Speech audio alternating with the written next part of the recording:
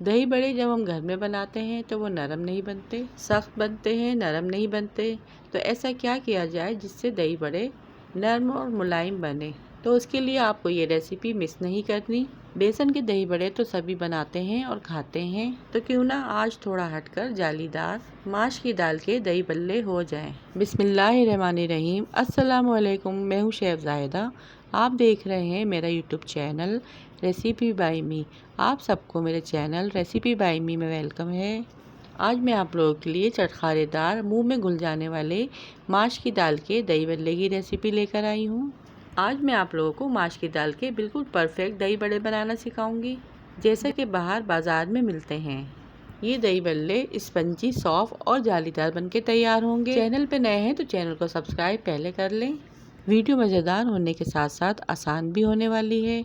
तो आइए इस मज़ेदार सी रेसिपी को बनाना स्टार्ट करते हैं। तो इसे बनाने के लिए हमें चाहिए होगी सिर्फ 1 प्याला माश की दाल, जिसे मैंने अच्छे से वॉश करके 3 घंटे के लिए भिगो दिया था। अब 3 घंटे के बाद दाल यहाँ पे हमारी फूल कर 3 गुना हो गई है।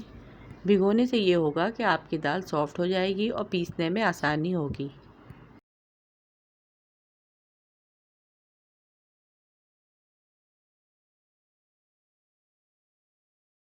कुछ लोग यहाँ पर सादा दही बड़े बनाते हैं, लेकिन मैं इसे फ्लेवरफुल बनाने के लिए कुछ मसाले ऐड करूँगी।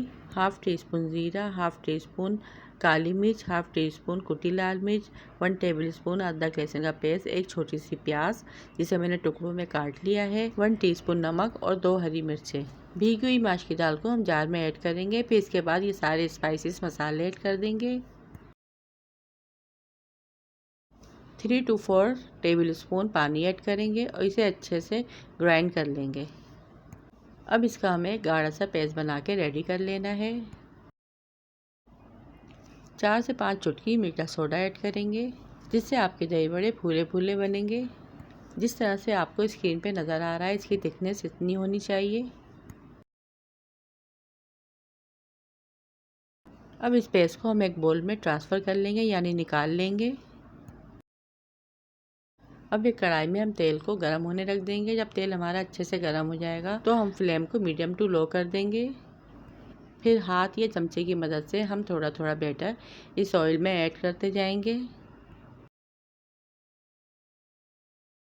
अब ऐड करने के बाद हमें चूल्हे के फ्लेम को यहाँ पर मीडियम कर देना है, ताकि ये ऊपर से अच्छी तरह से क्रिस्पी फ्राई हो।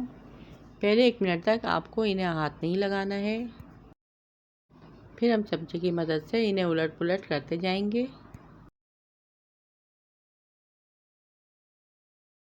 और क्रिस्पी सा गोल्डन ब्राउन होने तक फ्राई करेंगे। आंच को हमें मीडियम टू हाई रखनी है, ताकि तेल इसमें एब्जॉर्ब ना हो और ये अंदर से सॉफ्ट और ऊपर से क्रिस्पी बने। और ये देखिए, मैं तोड़ के दिखाती हूँ अंदर से कितने जालीदार बन के तैयार हुए हैं। अब एक बॉल में हम दही ऐड करेंगे, यानी तकरीबन आधा किलो। और एक बात मैं आप लोगों को बताती चलूँ, ये दही मैंने घर में जमाया है। बिल्कुल बाजार जैसा दही आप घर में बहुत ही आसानी से बनाकर तैयार कर सकते हैं। अगर आप लोगों को इसकी रेसिपी चाहिए तो मुझे कमेंट्स बॉक्स में बताइए, मैं इसकी रेसिपी भी आप लोगों के साथ शेयर करूँगी। अब दही ऐड करने के बाद हम इसे हैंड ब्लेंडर से अच्छी तरह से फेंट लेंगे। 1 कप पानी ऐड करेंगे और जो बल्ले हमने फ्राई करके रखे थे इन्हें हम इसमें ऐड कर देंगे।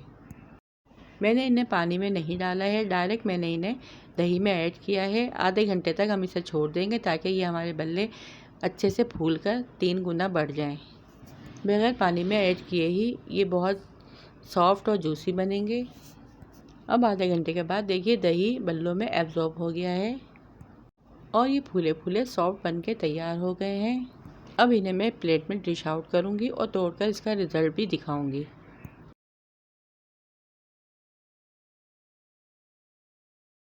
सेम इसी तरह से आप जालीदार और मुंह में घुल जाने वाले दही बड़े बनाकर तैयार कर सकते हैं, वो भी बहुत कम टाइम, कम बजट और आसानी के साथ। ये माश की दाल के दही बल्ले बहुत ही डिलीशियस बन के तैयार होते हैं।